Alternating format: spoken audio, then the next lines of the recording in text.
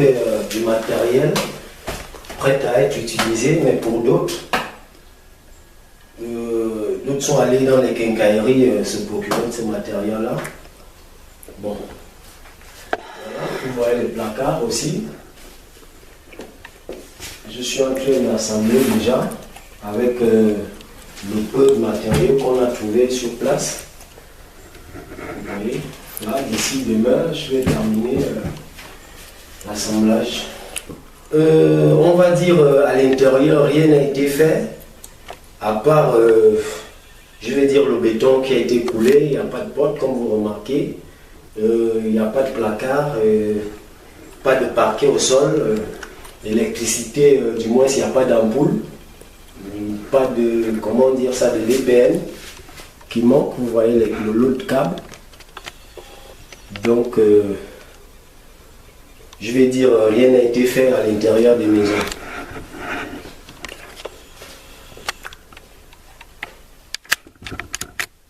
Écoutez, moi je pense qu'il n'y a pas de commentaire à faire. Du moins, quand vous rentrez dans cette cité, vous pouvez vous enquérir vous-même de la situation. Je ne ferai pas un commentaire à propos parce que si vous arrivez dans un cadre où il n'y a pas d'électricité, il n'y a pas d'eau, les maisons ne sont pas achevées.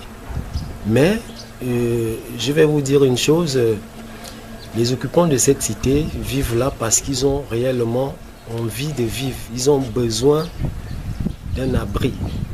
Les gens ne sont pas ici parce qu'ils ont mieux ailleurs. Non. Ceux qui vivent là ne vivent là que parce qu'ils n'ont pas où aller.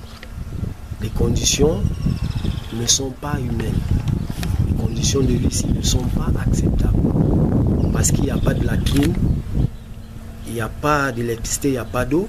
On a essayé de faire des latrines de fortune, de l'eau. Nous puisons de l'eau dans le caniveau qui passe, la rivière qui passe à côté. L'eau n'est pas potable.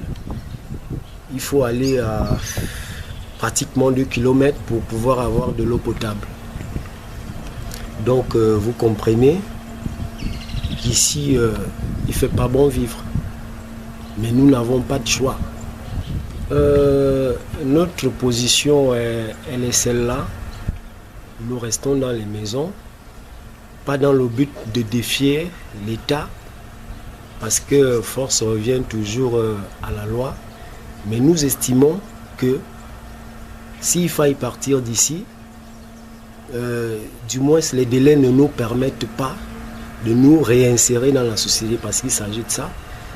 On vivait quelque part déjà, on arrive là. Chaque Gabonais aujourd'hui connaît les conditions dans lesquelles nous vivons dans certains quartiers. Comment est-ce qu'on fait pour avoir un logement? Je ne pense pas que nous avons ces moyens-là, ou nous avons ce temps-là pour pouvoir déguerpir les lieux. En même temps, nous demandons à l'État, nous demandons au président de la République, personnellement, de prendre ce problème à bras le corps, parce qu'il s'agit là de la vie et de l'avenir des Gabonais. Nous ne sommes pas des voyous, nous ne défions pas l'État. Si nous sommes là, c'est parce que nous sommes ouverts. Nous attendons les administrateurs de l'habitat à venir ici. Pas par médias interposés. Nous sommes là depuis 6 mois. Aucun dirigeant n'est venu ici voir réellement qu'est-ce qui se passe. C'est vrai, on se contente des rapports faits par les hauts cadres de l'administration. Mais nous souhaiterions que le ministre de l'Habitat, M. Moubamba, effectue un déplacement pour venir s'enquérir de la situation. Parce que ce qui se dit ici et là, je ne pense pas que ce soit ça la vérité. En rapport avec cette réunion, moi je ne pense pas que ce fut un échange. Ce ne fut pas un échange selon moi. Ce fut juste, comment dire, le gouvernement a juste appelé les responsables collectifs pour leur informer de ce qui allait s'en suivre. Après les dates fixées par le ministre de l'Habitat. Parce que les gens ici ne veulent pas partir des maisons. Les gens ici veulent simplement être régularisés.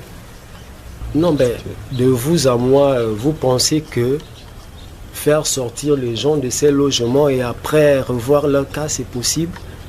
Moi, selon moi, je ne pense pas.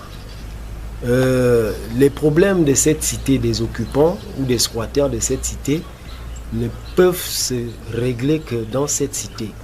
Je ne pense pas que l'administration puisse régler ces problèmes hors de la cité. Donc par conséquent, moi je sollicite vraiment le ministre de l'Habitat à venir nous écouter, venir nous régulariser sur place, venir voir qui habite dans la maison, qui doit être là, qui ne doit pas être là. Parce que nous sommes aujourd'hui tous confondus. Nous souhaiterions que le ministre de l'Habitat fasse un déplacement ou tout au moins qu'il envoie une équipe sur place, visiter les lieux, recenser et puis maintenant traiter ces cas afin que demain on sache qui vivra ici, qui ne vivra pas. Ok, merci.